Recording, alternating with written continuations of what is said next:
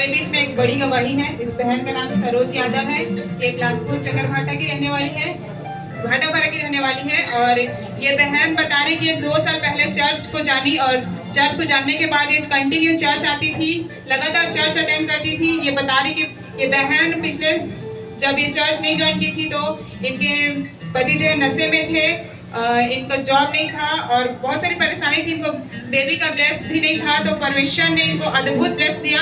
जब ये मिनिस्ट्री में जुड़ी तो हर एक इनके बंधन खुलने लगे। इनके पति ने नशा छोड़ दिया था, इनका फल का बिजनेस भी चलने लगा और इन्होंने जमीन भी खरीद लिया था घर बनाने के लिए। तो बहुत सारे आशीष परमेश्वर ने दिया इस मिनिस्ट्री से जुड़ने के बाद। तो बहन बता रही कि जैसे ही इन्होंने चर्च छोड़ा, संगति छोड़ा, कुछ भी कारणवश ये चर्च नहीं आने लगी, चर्च भूल गई, चर्च संगति छोड़ दी। तो बहन बता रही कि फिर से वो समस्या जो प्रभु ने छुटकारा दिया था फिर से इनके लाइफ में अटैक हुआ।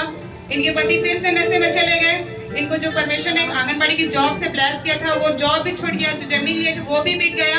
इतने अलग अलग इनके पति और पत्नी के बीच में लड़ाई झगड़े स्टार्ट हो गए, कहीं भी ब्लेसिंग नहीं। इस मिनिस्ट्री को छोड़ने के बाद पूरे शैतान इनकी लाइफ में इतना भंग कर दिया, इनकी शांति को चुरा लिया। वो तो शैतान चोरी करता है, चोर की तरह आता, चुरा लेता, हर एक ब्लेसिंग को चुरा लेता। सेम वैसे ही ऐसे इनके साथ हुआ। इनका जमीन भी बिक गया, इनका फल का बिजनेस भी लॉस में हो गया। इनका पति फिर से नशा करने लगा, लड़ाई झगड़े इनके बीच होने लगे, बीमार रहने लगे, डिप्रेशन में चले गए। पूरी तरीके से बहन परेशान हो गई और कई बार बता रहे कि इन्होंने सुसाइड करने की भी कोशिश की, यहाँ तक कि नौबत आई कि अपने जान भी देना चाहा। शैतान पूरी तरीके से इनके लाइफ को घेर लिया। तो ये बहन बता रही कि परमेश्वर की आत्मा ने इनके अंदर अगुवाई की। इनको याद आया कि मैं उस जगह में फिर से जाऊं जहां से परमेश्वर ने मुझे छुटकारा दिया था। तो ये बहन पिछले संडे इस चर्च में आई। इन्होंने अद्भुत शांति को महसूस किया। पास्टर जी ने जब इनके ऊपर लेहंड किया तो ये बहन अद्भुत शांति को महसूस की और ये आज ठीक है और परमेश्वर की शांति से भरी हुई है, क्योंकि परमेश्वर की निकटता में आनंद की भरपूरी है। ये वचन सच्चा है, हमारा परमेश्वर सच्चा है। तो ये बहन बताएंगे कि इन्होंने किस किस परेशानी को फेस किया जब ये चर्च संगति को छोड़ा, पास्टर जी को छोड़ा, चर्च मिनिस्ट्री को छोड़ा, तो कैसे कैसे परेशानी से ये घिरी है। बहन खुद बताएंगे अपने मुंह से। जय माता की, जय माता की। जब मैं चर्च में आती थी ना तो मेरे जब मैं चर्च में आती थी ना तो बहुत अच्छा लगता था और घर वर सब अच्छा था, पति पत्नी में भी चंगाई था।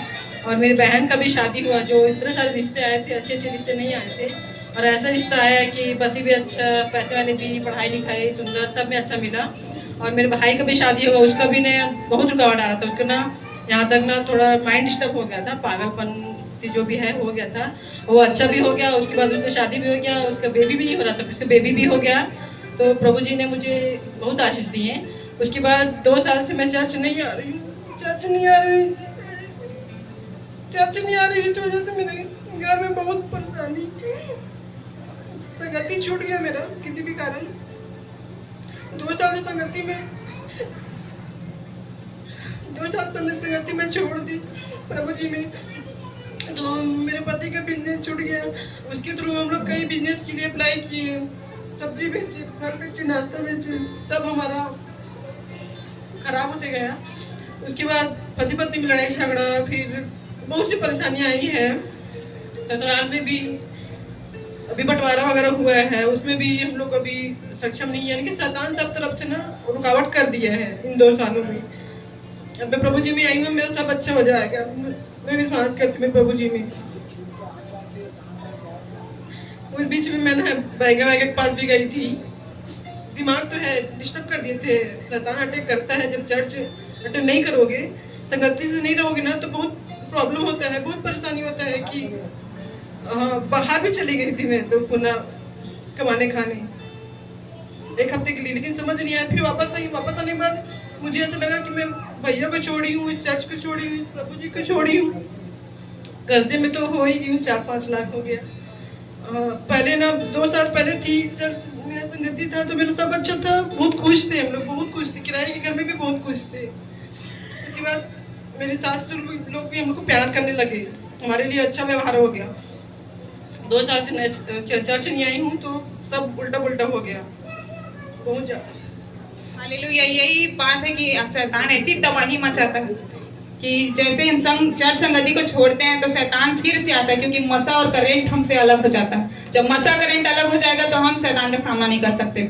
हम शैतान को तभी लड़ सकते हैं, परमेश्वर हमें अधिकार दे कि शत्रु की सारी सामर्थ को कुचलेगा करके। तो ये बहन बता रही कि जब से 2 साल से इन्होंने चर्च को छोड़ा तो शैतान किस तरीके से इनके लाइफ में तबाही मचा कर रख दिया, कर्जे में ले आया, पति पत्नी को लड़वाया झगड़वाया, बीमार किया, कर्जा और जितना भी इनका फाइनेंस थे, जॉब थे, सबको चौपट कर दिया। शैतान ने इतना तबाही मचाने के बहन सुसाइड करने की भी यहाँ तक की सोचा इन्होंने, लेकिन परमेश्वर की आत्मा ने अगुवाई किया, फिर से अगुवाई किया कि इनके मन में डाला कि तू उसी जगह में जा जहां तेरा अगुवा, तेरा लीडर तेरे को जहां से तेरे को छुड़ाया था। तो बहन पिछले संडे इस चर्च में आई।